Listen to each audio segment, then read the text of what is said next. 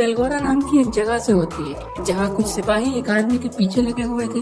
इसका नाम अलियोशा था। अब वहाँ उनकी क्वीन भी आ जाती है और वो अलियोशा से किसी तलवार के बारे में पूछने लगती है, लेकिन अलियोशा के मना करने पर वो उसे पत्थर का बना देती है और ये देखकर उसका साथी भागने लगता है और वो भागकर पानी में कूद जाता है जहाँ उसे बहुत सारे पत्थर के लोग मिलते हैं। मतलब वो क्वीन हजारों लोगों को पुतला बना चुकी थी। वहीं दूसरी तरफ हम इवान को देखते हैं जो कि एक मैजिशियन था और ये बचपन में ही अपनी फैमिली से बिछड़ गया था। इवान यहाँ के लोगों को अपने जादू का शो दिखाता है और इससे उसे पैसे मिलते हैं। अब शो खत्म करके वो अपने घर जा रहा होता है कि रास्ते में उसे एक बुढ़िया मिलती है और वो बोलती है कि तुम जल्दी ही दूसरी दुनिया में जाने वाले हो, लेकिन इवान उसकी बातों को इग्नोर करके घर आ जाता है और इसके घर पर सिर्फ एक मैड ही होती है। अब अगले दिन ये एक लेडी के घर जाता है जिसने इसे किसी टोटके के लिए बुलाया था और ये टोटका कर बताता है कि तुम्हारे घर पर किसी काली शक्ति का सहारा है और इसी वजह से तुम्हारा पति तुम्हें धोखा दे रहा है। उसके बाद वो वहाँ पर एक टोटका करता है और इस टोटके के बदले में इस लड़की से बहुत सारे पैसे लेता है। इसके बाद इवान को एक डॉक्टर बुलाती है।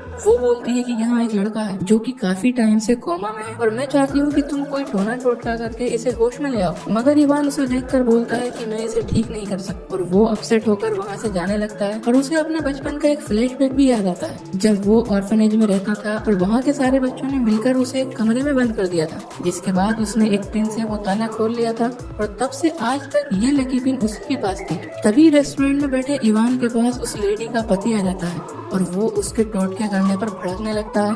अब मौका देखकर इवान वहाँ से भागने लगता है और भागते भागते वो एक स्लाइड में गिर जाता है और इस स्लाइड से होता हुआ वो एक दूसरी दुनिया में निकलता है। अब हैरान परेशान इवान इधर उधर देखने लगता है कि तभी वहाँ अलियोशा का वही बूढ़ा साथी आ जाता है और वो बोलता है कि तुम अब बेलगोरा में हो और ये एक बिल्कुल अलग दुनिया है। वो बताता है कि दरअसल तुम्हारे माँ बाप यहीं के थे, लेकिन उनके कहने पर मैंने तुम्हें छुपा दिया था। लेकिन इवान उसकी बात का यकीन नहीं करता और तब वो बूढ़ा मैजिक करता है और अपने पीछे निकली पूंछ देखकर इवान शॉक्ड हो जाता है। अब वो बूढ़ा इवान को एक रिंग देता है और बोलता है कि तुम्हें इस जगह को बचाना होगा, लेकिन इससे पहले कि वो कुछ और बताए एक तीर आकर उसे लगता है और वो मर जाता है। इसके बाद गार्ड्स इवान को पकड़ लेते हैं और उसे ले जाकर किंग डुबर्नियो के सामने पेश करते हैं, लेकिन यहाँ राजा इवान के हाथ की रिंग देखकर उसे आजाद कर देता है। वो बताता है कि तुम तो मेरे भाई हो जो कहीं खो गए थे और वो उसे सबसे इंट्रोड्यूस कराता है। उसके बाद वो उसे क्वीन से मिलवाता है। अब क्वीन उसे महल घुमाने ले जाती है और धोखा देकर उसे कैद खाने में बंद कर देती है। अब जेल में इवान कोशी नाम के एक आदमी से मिलता है जिसके बॉडी पार्ट्स को काट कर बर्फ में कैद करा होता है। कोशी इवान से कहता है कि मैं जानता हूँ कि तुम कौन हो और इवान के पूछने पर वो बताता है कि तुम अलीशा के बेटे हो और इसीलिए तुम्हें यहाँ लाया गया है। तभी गार्ड्स वहाँ एक और कैदी को ले आते हैं जो कि एक विच थी। अब इवान कोशी से पूछता है कि मुझे अपनी दुनिया में जाने का रास्ता बताइए।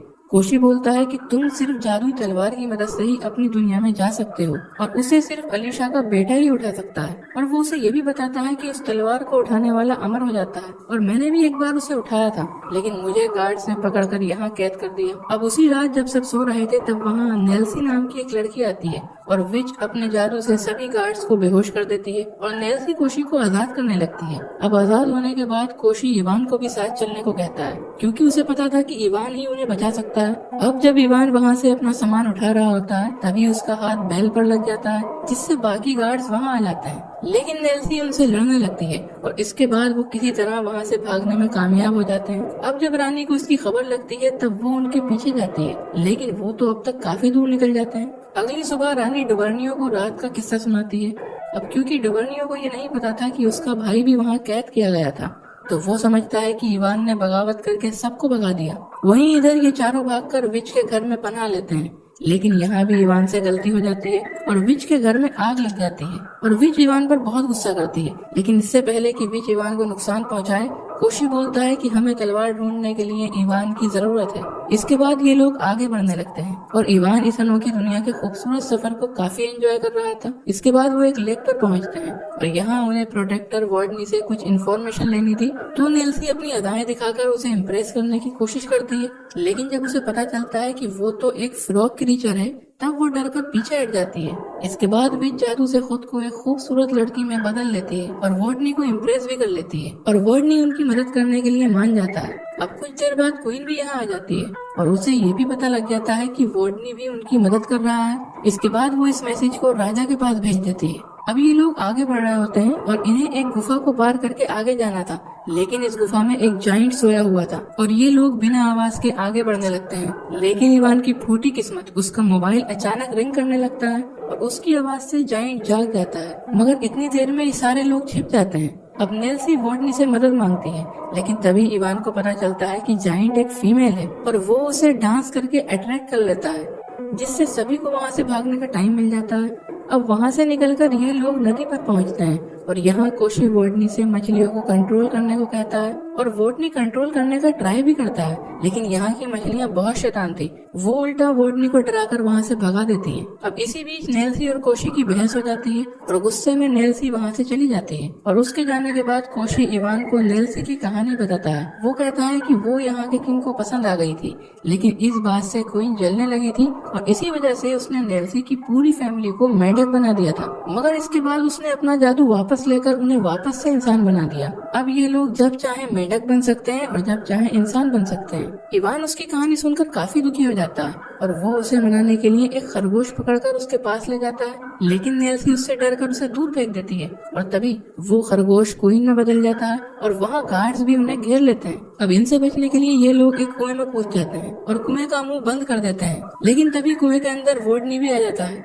और वो विच पर गुस्सा करने लगता है क्योंकि उसी ने उन सबको धोखा दिया था। इसके बाद वोडनी उनकी भागने में मदद करता है और खुद क्वीन का मुकाबला करने के लिए वहीं रुक जाता है, लेकिन क्वीन उस बेचारे को अपने जादू से मार देती है। अब ये लोग वहाँ से बाहर निकल आते हैं, लेकिन इवान यहाँ से अपनी दुनिया में वापस जाना चाहता था और ये बात नेल्सी को उदास कर जाती है क्योंकि वो इवान को पसंद करने लगी थी। अब अगली सुबह जब ये लोग सोकर उठते हैं तब क्वीन अपने गार्ड्स के साथ इन्हें घेर लेती है, लेकिन नेल्सी इनसे लड़ने लगती है और इन्हें कड़ी टक्कर देती है, लेकिन तभी वो नीचे गिर जाती है, मगर गिरते हुए वो खुद को एक फ्रॉग में बदल लेती है और उसकी जान बच जाती है। अब ऊपर क्वीन इन लोगों को बंदी बना लेती है और इवान को अपने साथ ले जाती है, लेकिन रास्ते में मौका देखकर इवान यहाँ से भाग निकलता है और एक अजीब जगह पहुंच जाता है जहाँ की जमीन में चारों तरफ तलवारें धसी हुई थी। तभी क्वीन भी उसके पीछे यहाँ आ जाती है और इवान पर हमला कर देती है। अब इवान खुद को बचाने की जी तोड़ कोशिश करता है और इसी में उसके हाथ असली जादुई तलवार आ जाती है और इवान का हाथ लगते ही वो चमकने लगती है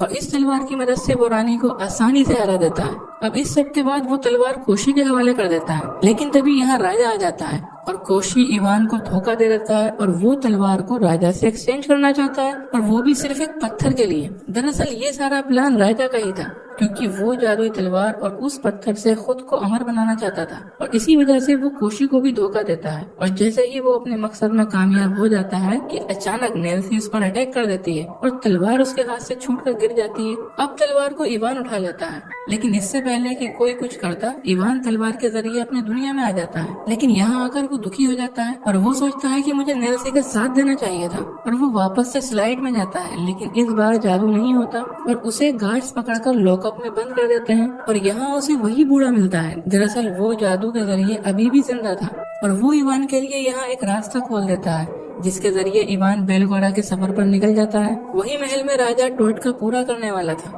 और तभी इवान वहाँ पहुँच जाता है और उसे गन से शूट कर देता है, लेकिन वो तलवार की वजह से अमर हो चुका था और वो वापस से उठकर खड़ा हो जाता है। इसके बाद वहाँ एक बेबी ड्रैगन आकर इवान की मदद करने लगता है और उसे नेल्सी को आजाद करने का वक्त मिल जाता है।